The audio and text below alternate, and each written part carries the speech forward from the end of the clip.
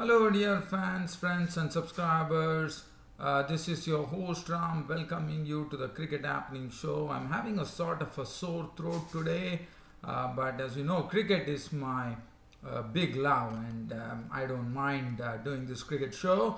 And on this cricket show, it is going to be you will see my enthusiasm might be a bit lacking today because of the sore throat, but as I said, I will do my best. And as far as today's Cricket Happening Show is concerned, it will be the preview of the first test that is finally coming up tomorrow between England and Pakistan at the Mecca of world cricket, I would say, the Lord's Cricket Ground. And one is really waiting for that to happen. And as you know, this is very, I would say, if you look at it very significantly, this match is being played at the Lord's Cricket Ground, and that was the time when Mohammad Amir was there for the wrong reasons, and he is going to be definitely getting some booing from the crowd. There's no doubt about it. But one is really looking forward. So he's the one who is going to be keenly watched, and he definitely is the prime strike bowler for Pakistan tomorrow, no doubt about it. So we'll have a look at the Pakistan team that's playing the first test match tomorrow at the Lord's Cricket Ground, and Mohammad Amir is going to be the cynosure of all eyes, because Mohammad Amir, let me tell you, he has played one-day internationals, he has played T20 cricket, but test matches. Tomorrow is going to be his first test match after coming in, after being in the news for the wrong reasons. But now I'm sure he's a rejuvenated player, and Mohammad Amir would be a bit of under nerves, a bit of under pressure, no doubt about it. But I'm sure he will get through with that, and one hopes that one can see some lovely swinging deliveries. We definitely saw that in the last game, that is in the tour fixture, and one is looking forward to seeing Mohammad Amir come up with his magic tomorrow. As far as Mohammad Amir is concerned, he was going to be sharing the new ball with Wahab Riaz. I would love Wahab Riaz to share the new ball with Mohammad Amir. The reason being that Wahab Riaz with the new ball could be quite a sort of a proposition for the openers Alistair Cook and Alex Hales, because Wahab Riaz can move the ball, and in English conditions he could really play a good role. And not only that, Wahab Riaz and Mohammad Amir, I thought, will they are the experienced ones, so they'll hunt in pairs. And I'm definitely looking out for Imran Khan to be his partner and not Rahat Ali. So Imran Khan has been doing a good job. Even in the tour fixture, he did a good job.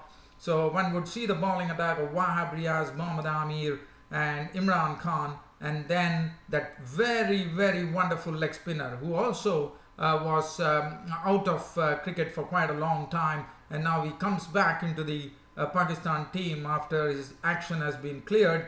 After whatever happened, and Yasir Shah, as you know, is already holding the record for having the fastest 50 wickets in Pakistan, as a Pakistani cricketer.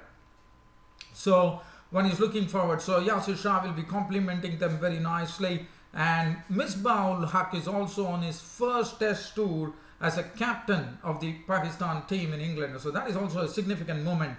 Misbah ul Haq is 42, but let me tell you, he has been the most successful captain for Pakistan. And also the other thing in favor of Misbah ul Haq, he is leading a very talented bunch of people here for his team. And Misbah ul Haq himself, as I said, is playing, coming to England on a test tour for the first time. So that in itself is a very significant moment for Misbah ul Haq, and I can't believe it that Misbah ul Haq has not, probably as a captain, he is playing his first test match in England. So wish him good luck. And the Pakistan have decided that it is going to be, all eyes is going to be on Mohammad Hafiz, because Mohammad Hafiz did not fare well in the fixtures against Somerset and against the other team which Pakistan played, the first two tour matches. So Mohammad Hafiz is going to be under the microscope, and I'm sure the England pace bowlers are going to give him a real working there, because they know that Mohammad Hafiz will be playing with a lot of nerves, especially considering the fact that he has been struggling on this English tour. So Mohammad Hafiz has to really hit his straps. Shan Masood also not really impressive, not very convincing, but Mohammad Hafiz and Shan Masood are going to open the innings. Azhar Ali is looking solid. He's having 2 centuries in 2 matches, so he's in some good nick. Yunis Khan had some very significant contribution. Misbah ul Haq had I think probably one good contribution. And Asad Shafiq has been another one who has been very, very consistent in Test cricket. We have seen that. He also showed that in the tour games against Somerset and the other team. So definitely one is looking forward to Asad Shafiq, who would be coming in the lower middle order to strengthen the Pakistan team, and Sarfraz Ahmed, the wicketkeeper, who would be a very, very handy batsman lower down the order. So definitely the Pakistan team is looking all set, no doubt about it. But as I said, Mohammad Amir would be the one on whom all the eyes would be tomorrow at the Lord's Cricket Ground.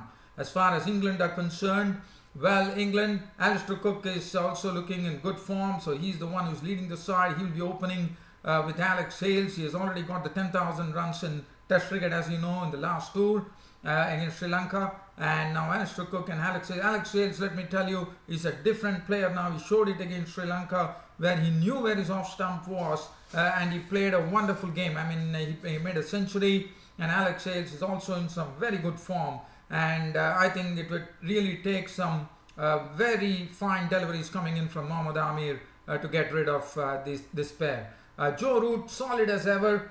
We all know how reliable a player Joe Root is. Coming in as one drop, he will come in and he will really, really solidify this England innings.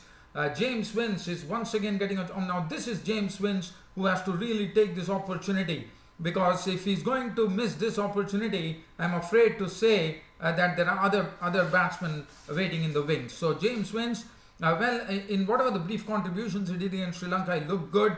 But now it is for James Vince to go and play a long innings. And Gary Ballance is back. So that is another one that is going to be looked at very keenly, because Gary Ballance, one was probably thinking whether that was the right selection, but I always have felt that Gary Ballance coming into the team is making it more solid, because Joe Root is already there, and I think Gary Ballance is also one player. And let me also tell you that in a brief Test career that Gary Ballance has played, he has had a very prolific time. I mean, he has already scored lots of runs, and he also had, if I'm not wrong, probably close to 5 centuries. So he's looking good, and so he will be under a bit of pressure, but definitely he should stand this litmus test.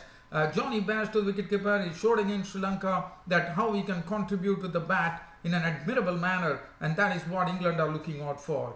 Moeen Ali will be chipping in with the ball and as well as with the bat. And look at the bowling. Now bowling, as far as England are concerned, England are definitely under a bit of pressure here, because they don't have James Anderson. Even though James Anderson is fit, they have decided not to risk him, and he will be there for the second test. So definitely Stuart Broad is going to miss his opening partner James Anderson, and that is going to be a costly miss for England, because James Anderson himself not being in the team, it's like this England team is 50%. So, and definitely Stuart Broad and James Anderson operate in tandem beautifully, and they nip up the wickets too. So tomorrow it could be Chris Wokes or probably Stephen Finn. I would say that Stephen Finn and Stuart Broad should be opening the bowling attack, and then we have Chris Wokes supporting them, who's also a very, very improved bowler. And tomorrow would see a debut for Jake Ball. So Jake Ball could be probably Toby Rowland-Jones still has to wait, even though he's in the 12. But I think Jake Ball should be getting the nod. Yes, it has already been announced that Jake Ball will be getting the nod. So it will be interesting to see Jake Ball hurling the ball at the Pakistanis, and that will be interesting. So Jake Ball will be making his debut, and good luck to him. And I think we are in for some real contest here between bat and ball. And also one thing that one has to remember is that when it's told that on this particular surface at the Lord's wicket, 20 wickets have never been claimed. So are we going to see some big batting draw here? One does not know. So probably, and I'm told there is a real green tinge on the surface, so that could really interest the pace bowlers, no doubt about it.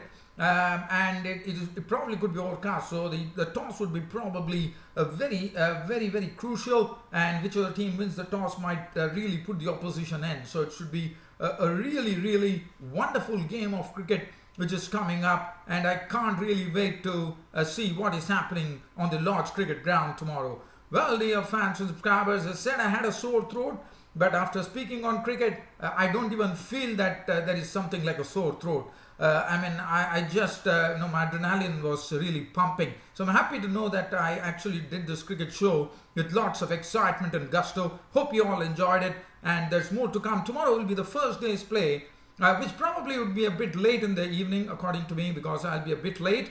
But nevertheless, I will still be there to do this cricket show. Thanks for your company, and thanks for watching Cricket Happenings. This is your host Ram, bidding goodbye. Thank you.